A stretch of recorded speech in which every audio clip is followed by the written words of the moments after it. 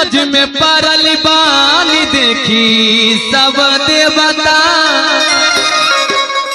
कौने भक्ति माई के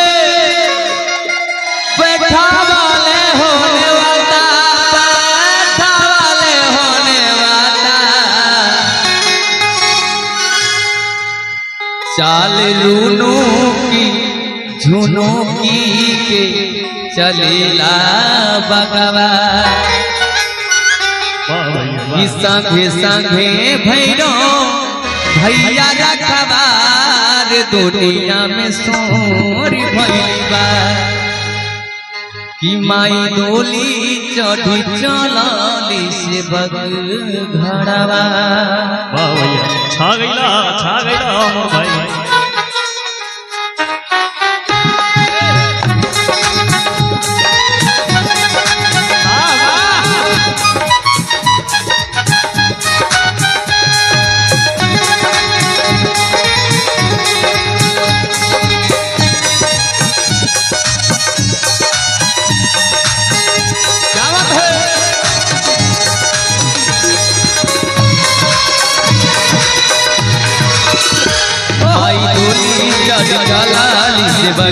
घरवा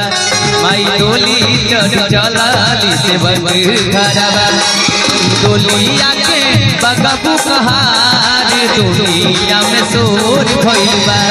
ओही डोलिया के बगबू कहार दुनिया में सोर भइलबा माई डोली चढ़ चलाली से बग घरवा माई डोली चढ़ चलाली से बग घरवा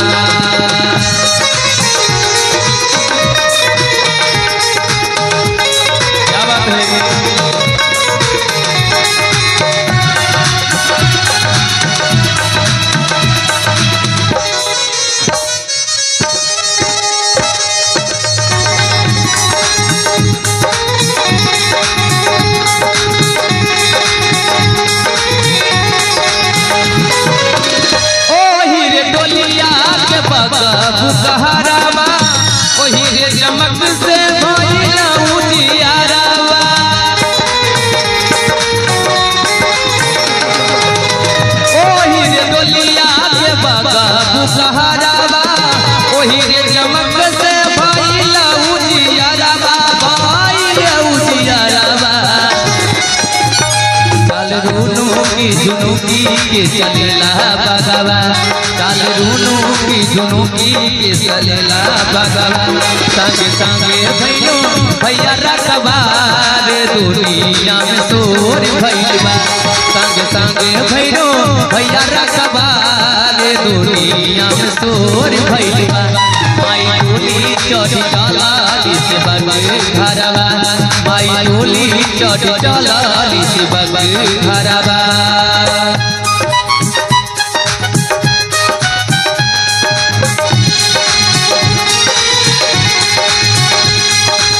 और अभी आप सुन रहे हैं संगीता साउंड सर्विस बगस चौक के माध्यम से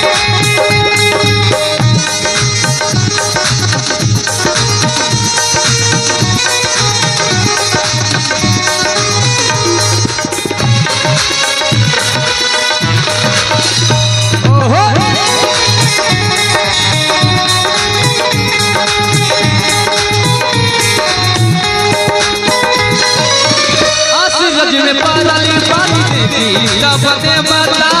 कौने घर से माई के बैठा वाले होने वाला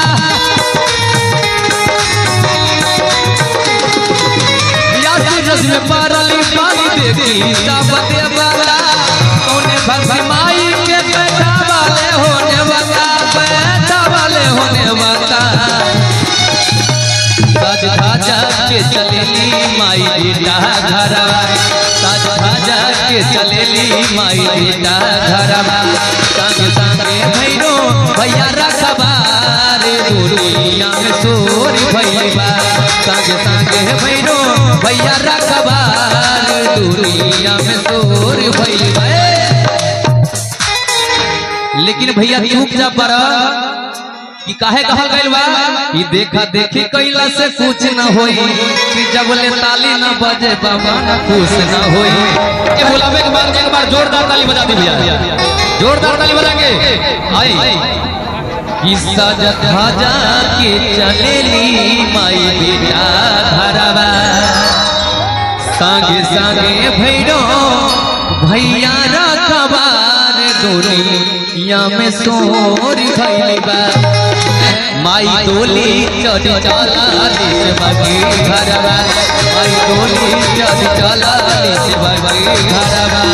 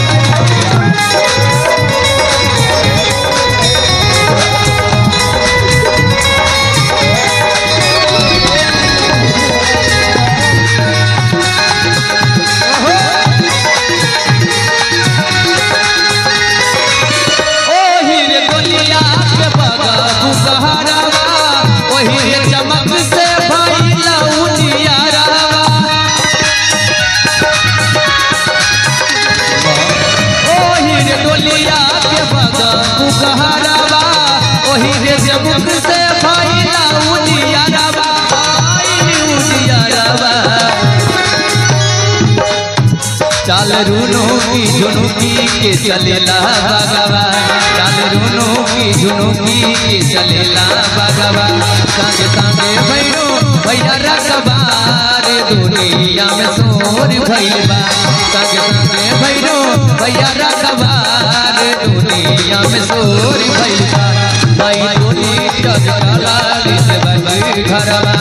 माई डोली चढ़ चला से बगी घरवा माई डोली चढ़ चला से बगी घरवा माई डोली चढ़ चला से बगी घरवा माई डोली चढ़ चला से बगी घरवा माई डोली चढ़ चला से